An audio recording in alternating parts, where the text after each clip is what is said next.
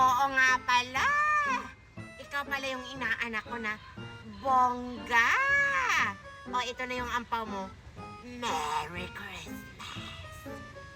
Thank you po, Ninang. Sino pa nga yung iba kong inaanak?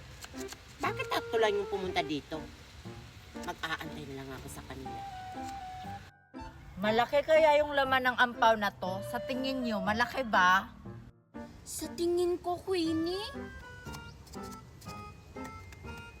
malaki to. Sige na, buksan na natin tong ampaw.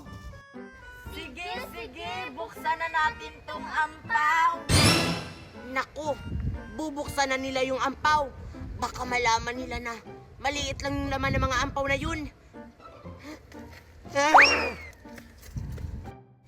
Isa, dalawa, Tatlo!